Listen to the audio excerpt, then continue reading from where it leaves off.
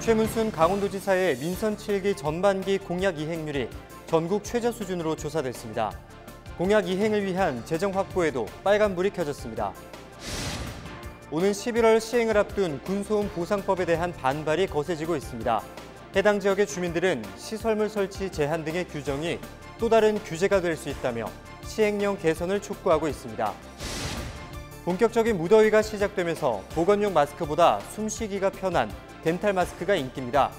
실제 차단 효과는 어떤지 취재 기자가 직접 착용하고 확인해봤습니다.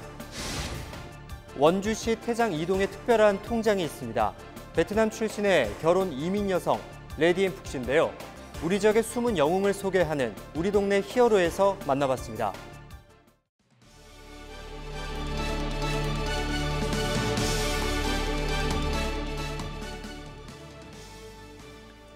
여러분 안녕하십니까? 헬로티비 뉴스입니다. 최근 최문순 도지사가 지역 농특산물 팔아주기를 성공적으로 이끌며 감자 파는 도지사, 완판남이라는 별칭이 붙었는데요. 반환점을 돈 민선 7기 공약 이행률은 전국에서 가장 낮은 것으로 평가됐습니다. 보도에 한지영 기자입니다. 삼선으로 10년째 강원 도정을 이끌고 있는 최문순 강원도지사. 민선 7기는 집권 여당의 지지 속에 사업의 연속성까지 확보하며 큰 기대를 모았습니다. 하지만 반환점을 돈 민선 7기 공약 이행 평가는 부진한 모습입니다.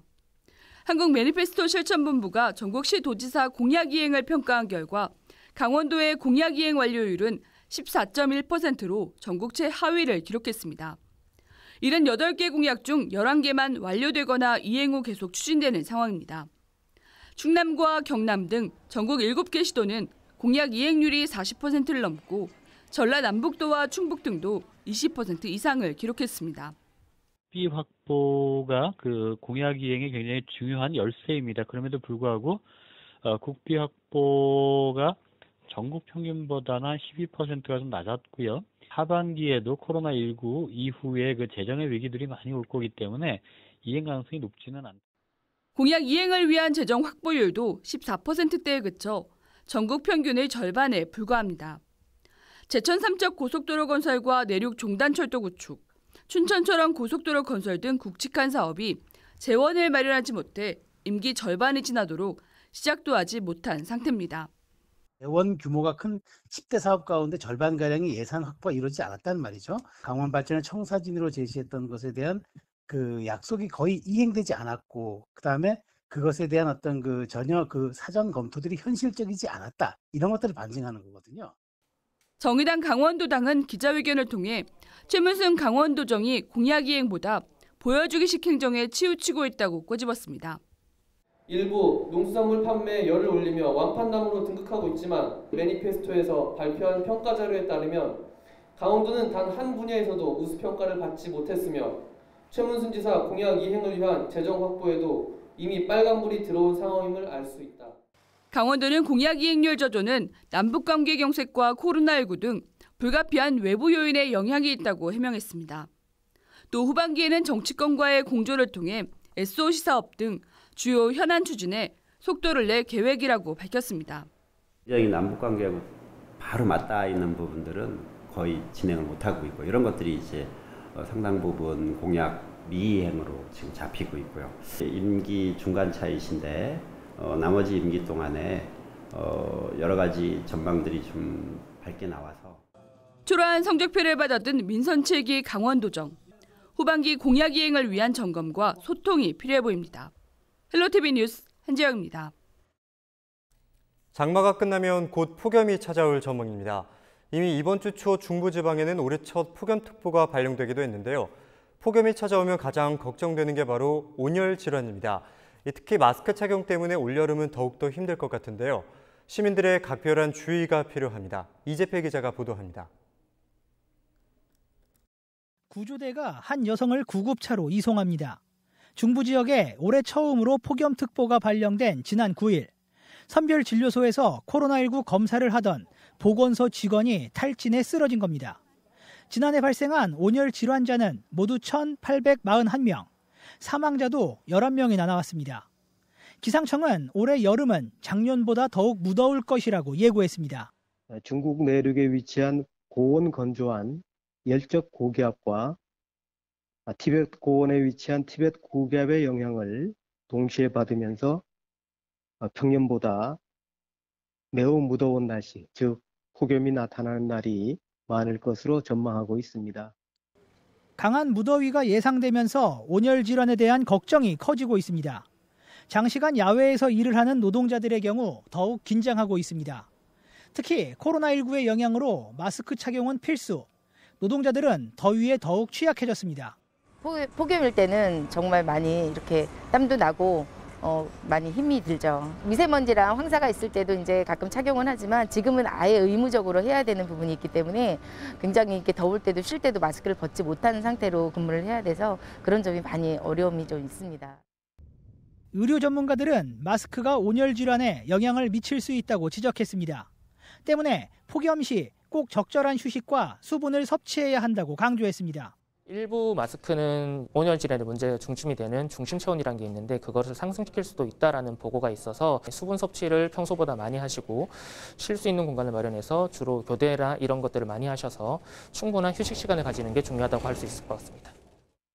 매년 이맘때면 찾아오는 온열 질환. 코로나19가 사회를 바꿔놓은 지금 시민들의 보다 각별한 주의가 필요합니다. 헬로티비 뉴스 이재필입니다. 본격적인 무더위가 시작되면서 가볍고 숨쉬기 편한 덴탈 마스크가 인기입니다. 하지만 이 딱 봐도 보건용 마스크보다는 얇아서 불안하다는 분들도 있으실 텐데요. 실제 차단 효과는 어떨지 한보모 기자가 직접 실험해봤습니다. 지금 이곳에는 마스크가 종류별로 준비되어 있습니다. 지금부터 이 형광 잉크를 활용해 차단 정도를 비교해 보겠습니다. 먼저 마스크를 쓴 사람이 기침을 하는 상황을 가정해 형광 물질을 안쪽에서 바깥쪽으로 뿌렸습니다. 94% 이하의 차단 효과가 있는 보건용 KF94 마스크. 바깥으로 새지 않고 형광색만 희미하게 나타납니다. 이번에는 보건용 KF80 마스크입니다. 밖으로 통과하지는 않았지만 필터 가장자리를 중심으로 형광색이 좀 더 진하게 묻어납니다. 차단율 55에서 75%인 덴탈 마스크는 어떨까? 보건용 마스크보다 형광색이 훨씬 진하고 중간중간 방울도 맺혔습니다. 하지만 형광 물질이 마스크를 뚫고 나가 종이에 묻지는 않았습니다. 패션 마스크로 불리는 폴리우레탄 소재의 마스크도 실험해봤습니다. 형광 물질은 안쪽과 바깥쪽은 물론 마스크를 통과해 종이에도 묻었습니다. 다음으로 마스크를 낀 사람에게 외부 침방울이 튀기는 상황을 가정해 바깥쪽에서 형광 물질을 뿌렸습니다. 이전과 마찬가지로 보건용과 덴탈 마스크 모두 통과하지 못했습니다. 침방울을 차단하는 거에는 충분한 효과가 덴탈 마스크도 있고요. KF94나 80 이런 것들을 쓰시기 어려운 경우에는 덴탈 마스크를 쓰셔도 충분히 가능하고 쓰기 전과 그다음에 이제 벗을 때 이 손을 깨끗이 씻으셔야 된다는 거. 이거를 주의하시면 좋을 것 같습니다. 단 의료기관을 방문하거나 호흡기 증상이 있는 경우 감염과 전파 위험이 높은 직업 종사자는 보건용 마스크를 착용해야 한다고 당국은 권고했습니다. 품귀 현상을 빚고 있는 덴탈 마스크는 현재 49만 장인 하루 생산량을 2배 이상 확대해 공급할 방침입니다. 헬로티비 뉴스 한보호입니다. 제2의 N번방 주범 3명이 1심 결과가 부당하다며 항소했습니다.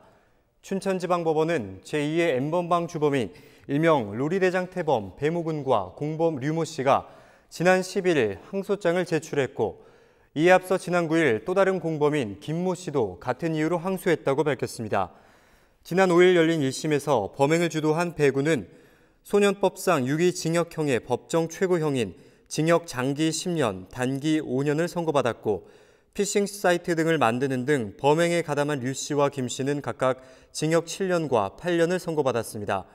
이들의 항소심 재판은 8월 중 춘천지방법원에서 열릴 예정입니다.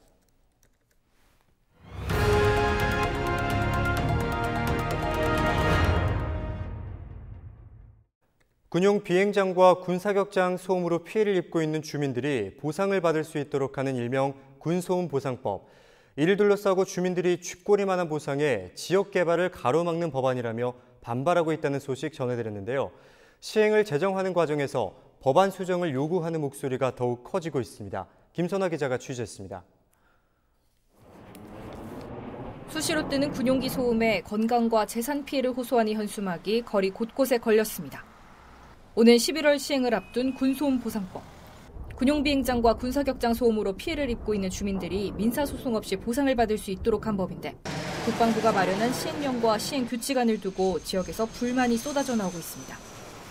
현재 나온 시행령대로라면 집 하나, 축사 하나 맘대로 못 짓는다며 새로 생긴 법이 또 다른 규제가 될 수 있다는 겁니다. 군 소음 보상법에 대한 지역의 반발이 거세지고 있는 가운데 횡성에서는 구체적인 대응 방안을 논의하기 위한 공청회가 열렸습니다. 주민들은 이번 법안이 소음 피해 대책이 부실하고 재산권을 침해하는 졸속 법안이라며 불만을 토로했습니다. 이들은 기존 피해 대책위를 확장해 범군민 대책위를 발족하고 인근 지자체의 피해 주민들과 연대할 계획입니다. 일단 소음으로부터 우리는 해방되고 싶습니다. 그래서 보상보다는 소음 저감 대책이 가장 우선적이라고 생각을 하고요. 그리고 피해보는 주민들한테는 실질적인 그들의 의사가 반영된 보상이 이루어져야 된다고 생각을 하고요. 횡성군은 오는 18일 국방부를 방문해 주민들의 반대 서명서를 제출하고 시행령 개선 의견을 전달할 방침입니다. 횡성읍의 면적의 40%, 인구의 60%가 소음 피해 1, 2, 3종 구역에 거주하는 곳으로 나타나 있습니다. 이는 곧 횡성군의 핵심인 횡성읍이 발전을 할 수 있는 개발 계획이 전부 다 무산될 수 있는 중차대한 사항이기 때문에 이 문제를 중점적으로 어필하고 또 다른 군용기 소음 피해 지역인 강릉 역시 최근 국방부의 소음 대책 지역 기준을 민간공항과 동일한 수준으로 설정하고 시설물 설치 제한 등의 규정을 삭제하라는 의견을 전달했습니다. 군 사격장 소음으로 고통을 겪고 있는 철원과 영월 등에서도 법안 수정 요구가 끊임없이 나오고 있는 상황. 이에 대해 국방부는 지자체로부터 취합한 의견을 바탕으로 시설물 설치 제한 등의 조항 수정을 검토하고 있다고 밝혔습니다. 국방부는 입법 예고와 법제처 심사 등을 거친 뒤 올 9월 시행령과 시행 규칙을 공포할 예정입니다. 헬로티비 뉴스 김선아입니다.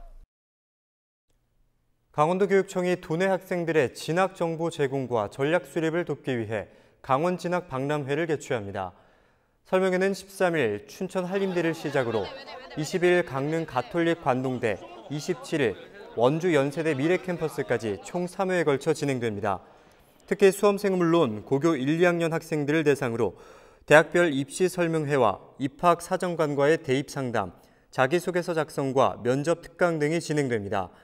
교육청은 박람회 참석자들의 마스크 착용은 물론 참석자 인적 사항 수집, 시간대별 사전 예약 통한, 거리 두기 등을 통해 코로나19 바이러스 확산을 차단합니다.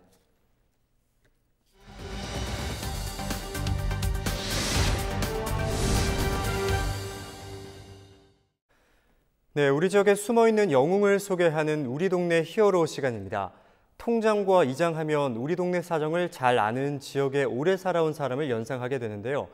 원주시 태장 이동에는 특별한 통장이 있다고 합니다. 베트남 출신의 결혼 이민 여성 레 디엠푹 씨입니다. 이다혜 기자가 그 주인공을 만나봤습니다. 안녕하세요. 여기는 흥양천 공동체 라디오입니다.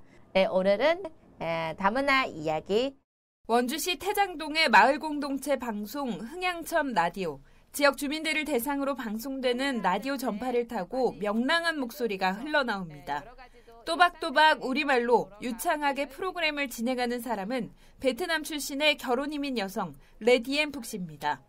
지난 2008년 결혼과 함께 한국으로 이민 와 12년째 태장 이동에 살고 있습니다. 디엠푹 씨는 다문화 가정을 지역 사회에 알리기 위해 다양한 활동을 해왔습니다. 아이들이 있으니까 엄마도 이제 나가서 사회생활을 같이 하고 처음은 그냥 강사로 이렇게 우리 문화를 알리게 되고 조금씩 이제 다양하게 마을 공동체에 적극적으로 참여하며 때로는 이웃과 공감하고 때로는 남다른 의견을 제시하기도 했습니다. 지금 처음으로 지금 저희가 외교군으로서 지금 통장이 됐는데 선구자적인 역할을 해서 다른 다문화 가정에 그분들에게 모범이 되고. 레 디엠푹 씨의 이 같은 지역 사랑은 이웃들이 먼저 알아봤습니다. 최근 실시된 태장 이동 35통 통장 선거에 출마하도록 주민들의 추천을 받은 겁니다. DM푹시는 태장 이동 행정복지센터의 서류 심사와 면접 등을 통과해 이달 초 통장으로 임명됐습니다. 통장님 하시기 전부터 주민분들하고 소통도 굉장히 많이 하셨고 본연의 일도 굉장히 열정적으로 하신 분으로 알고 있습니다. 주민분들의 그 작은 소리에도 귀 기울여 주시는 그런 멋진 통장님이 되어주셨으면 좋겠습니다. DM푹시는 주민들의 추천에도 통장 취임을 망설였습니다. 외국 출신이라는 한계 때문에 지역 주민의 기대에 부응하지 못할 것이란 걱정 때문이었습니다. 그럼에도 도전할 수 있었던 건 이민 초기 인연을 맺은 이른바 한국 어머니의 도움이 컸습니다. 태장 이동을 지역구로 하는 김정희 원주시 의원은 다문화 가족에 대한 인식 개선과 결혼 이민 여성의 사회 참여 등에 긍정적 영향을 줄 것이라며 주인공을 적극적으로 설득했습니다.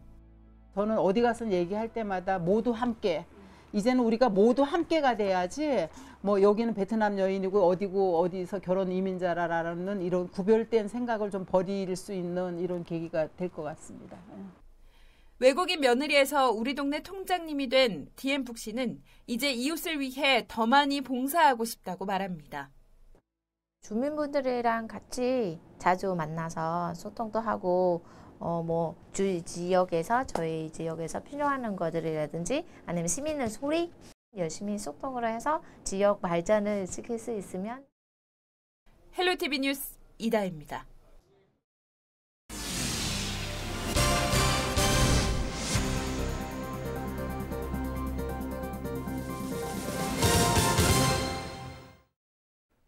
강원대학교 12대 김원영 총장 취임식이 12일 백령 아트센터에서 열렸습니다.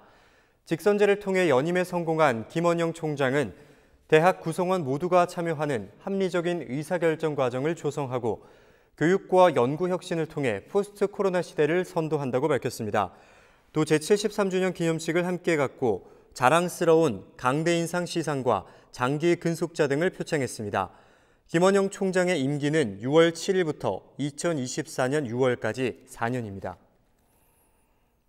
원주와 동해 지역 9개 교차로에 소방차를 비롯한 긴급 차량 우선 신호 체계가 도입됐습니다. 강원도 소방본부는 원주와 동해 지역의 소방서 또는 병원 앞 주요 거점 교차로 9곳에 긴급 차량 우선 신호 체계 구축이 완료됐다고 밝혔습니다. 긴급 차량 우선 신호 체계는 소방차나 경찰차가 교차로에 접근하면 차량의 위치와 방향을 자동 감지해 신속하게 교차로를 통과할 수 있도록 신호가 변경되는 것을 말합니다. 우선 신호체계 도입으로 현장 도착률이 최대 35% 개선되고 사고 위험도 감소하는 것으로 나타났습니다. 춘천시가 어린이 보호구역 내 불법 주정차에 대한 주민신고제를 도입합니다. 춘천시는 어린이 보호구역 내 안전사고 예방을 위해 평일 아침 8시부터 저녁 8시까지 행정안전부 안전신문고 앱을 이용해 불법 주정차 주민신고제를 운영한다고 밝혔습니다. 대상 구역은 춘천 지역 내 모든 초등학교, 정문 앞 도로부터 다른 교차로와 접하는 지점에 있는 불법 주정차된 차량입니다. 춘천시는 오는 28일까지 행정 예고를 한 데 이어 다음 달 말까지 계도 기간을 거쳐 8월 3일부터 과태료를 부과할 방침입니다.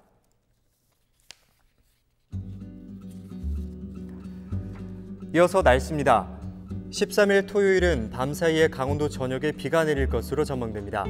예상되는 강수량은 5에서 30mm 정도로 외출하실 때 우산을 챙기시기 바랍니다. 자세한 지역별 기온을 살펴보면 비가 내리기 전까지 내륙 지역의 낮 기온은 31도, 동해안은 29도를 밑돌며 후텁지근한 날씨는 계속되겠습니다. 탈수 증상이 일어나지 않도록 충분한 수분 섭취를 해주시기 바랍니다. 주간 날씨입니다. 영서 지역에 내리는 비는 일요일 오전에 대부분 그치겠고 영동 지역 역시 주말 사이에 비가 그치면서 더위는 잠시 주춤하겠지만 다음 주도 30도 안팎까지 올라서 다소 더운 날들이 계속될 것으로 전망됩니다. 이상으로 뉴스를 마치겠습니다. 저희 헬로티비 뉴스는 지역민구와 함께합니다. 함께해 주신 여러분 고맙습니다.